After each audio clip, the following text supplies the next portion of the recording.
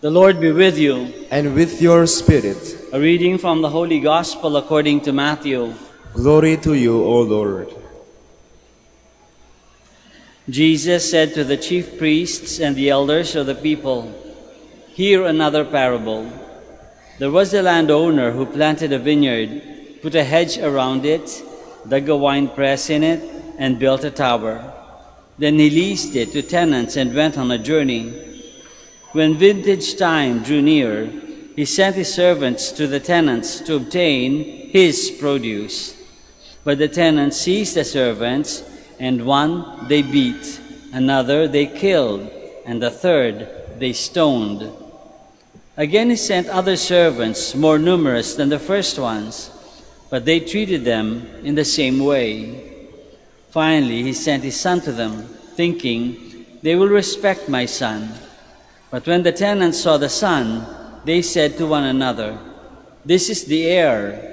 Come, let us kill him and acquire his inheritance.' They seized him, threw him out of the vineyard, and killed him.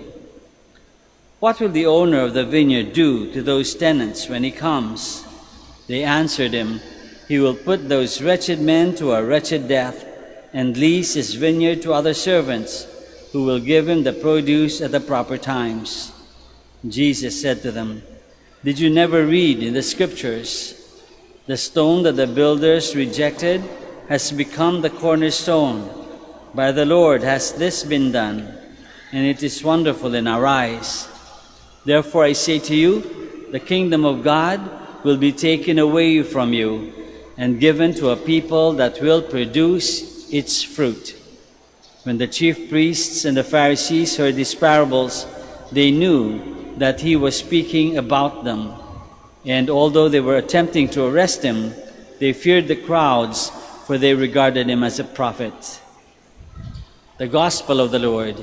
Praise to you, Lord Jesus Christ. Please be seated. Magandang umaga po ulit sa inyong lahat, and welcome to the Minor Basilica of Our Lady of the Rosary of Manaoag. Di ako sigurado kung naitanong nyo na ito sa sarili ninyo, but I'm sure maraming taong nagtatanong, maraming taong nagtataka. Ang tanong ay, bakit kaya? Bakit mayroong mayaman at mayroong mahirap? Bakit mayroong mayaman at mayroong mahirap? Malamang mas madalas tanongin yan ng mga taong medyo mahirap, no? Bakit yung ibang tao mayaman? Bakit kami mahirap? Maraming pwedeng sagot. Unang sagot ng ibang tao siguro ay dahil merong swerte at merong malas. Merong ipinanganak na mayaman at merong ipinanganak sa hirap. Swerte, malas. Yung iba naman magsasabi, kasi yung iba ay masipag. Iba naman, medyo may katamaran ng kaunti. Okay, iba naman magsasabi, mas maraming nakitang abilidad, maabilidad. Nakakita ng mga pagkakataon para kumita, yumaman. Pero yung iba, mahina ang abilidad. Hindi masyadong malinaw ang mata para makakita ng mga opportunities to become better, to become richer. Maraming totoo, isa, dalawa, o lahat yan, maaaring totoo, no? Pero mas magandang, mas magandang isipin na dahilan sa tingin ko lang. Bakit mayroong mayaman at mahirap? Kasi yung mayaman ay nandyan para tumulong sa mahirap.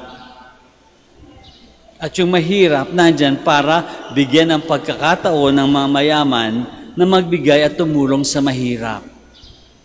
Mas maganda isipin ng ganyan, di ba? Kasi meron siyang social interaction, social responsibility. The rich are there not because they had better chances or they are more blessed. The rich are there, the blessed are there. We have blessings so that we can share them to those with less. And the people with less blessings are there to invite, to become opportunities for richer people to be generous.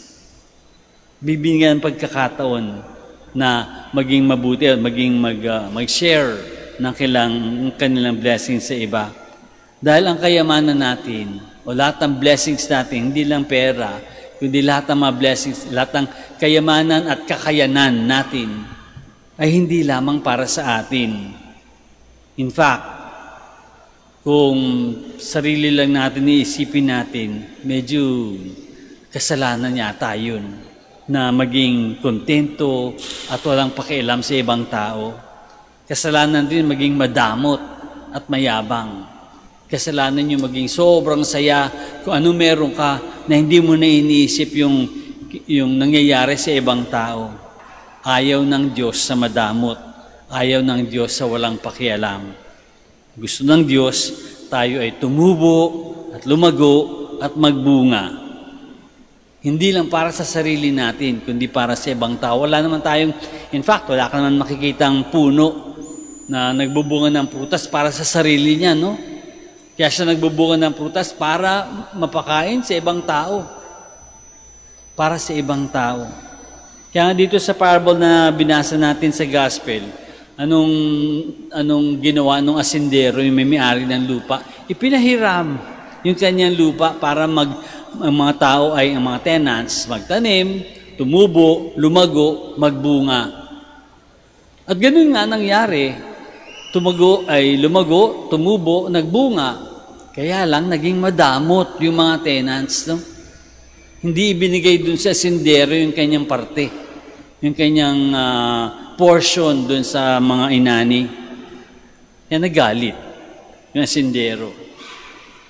Siguro, ganun din ang mangyayari sa atin kapag tayo ay nagdamot sa ating mga kayamanan, sa ating mga ari-arian, at sa ating mga kakayanan.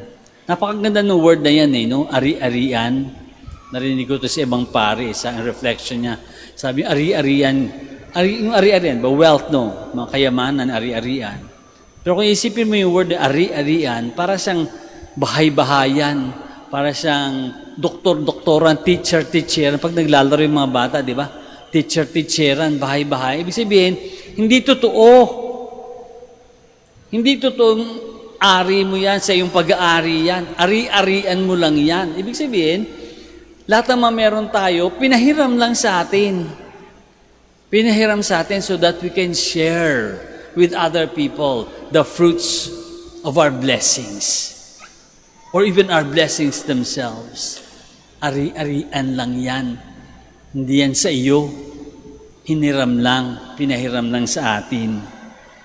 Kaya nga unfair at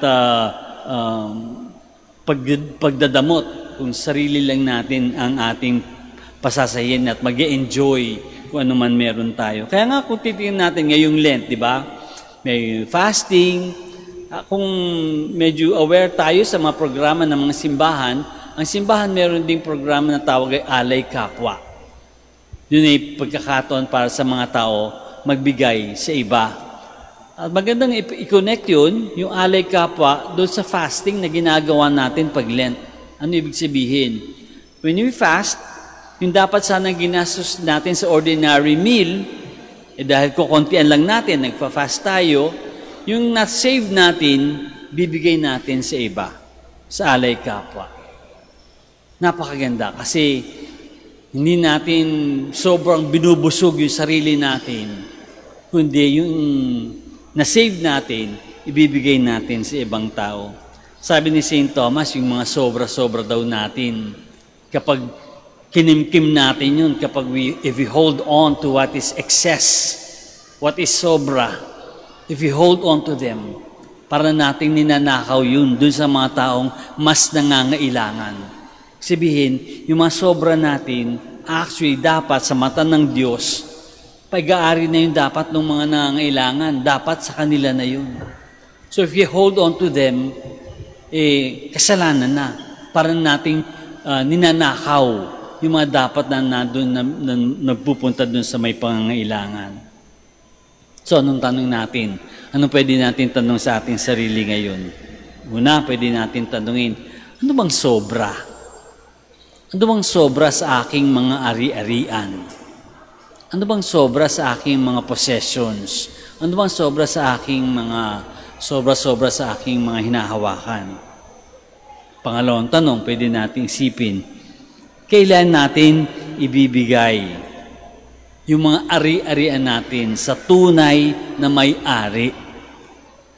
Kailan natin ibabalik yung iba nating mga ari-arian sa tunay na may-ari?